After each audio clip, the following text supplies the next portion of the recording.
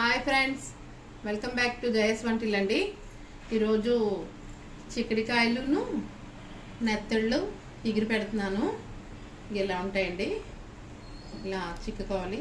మనకి ఇలా తీసుకొని నార మనం ఇలా ఓపెన్ చేస్తే ఇలా వస్తుందండి. నేను 2 భాగాలు చేశాను. ఇలాగే చిక్కుకోవాలండి. ఒక ఉల్లిపాయ, 2 పచ్చిమిర్చి కట్ చేసి ఉంచానండి.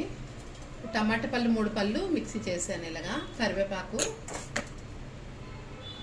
కారం 2 స్పూన్లు, సాల్ట్ 1 స్పూను, పసుపు 1/2 స్పూను. మనం ఇవి కొద్దిగా వేపుకుందామండి. నచ్చలు మనకి వేగిపోయింది, తీసుకుంటున్నాం. మనం ఇవి ఇలా వేపుకుంటే కూర బాగుంటుందండి, టేస్ట్గా. ఉల్లిపాయలు పచ్చిమిర్చి వేస్తున్నాం అండి. కరివేపాకు కూడా వేసేస్తున్నాం. తీసుకోవాలి. పసుపు వేస్తున్నాం అండి. మనం టమాటా జ్యూస్ చేస్తాం కదా, వేసేస్తున్నాం. టమాటా వేగిందండి. కారం వేస్తున్నాం. చిక్కుడుకాయలు వేసుకుంటున్నాం అండి. మనం చిక్కు పెట్టుకునేవి ఎండి నెత్తలు చిక్కుడుకాయలు అండి. కూర మనం ఇవి కాసేపు మగ్గనిచ్చి అప్పుడు చిన్న వాటర్ వేసుకుంటామండి. మనం ఇలా కలిపిస్తున్నామండి. కాసేపు మగ్గనిద్దాం. మనం మూత వేస్తున్నామండి. మనం ఇప్పుడు నీళ్ళు వేసుకోవాలండి. మనం ముందుగా వేసుకున్నాం కదా, నెత్తలు కూడా వేసుకుంటున్నాం.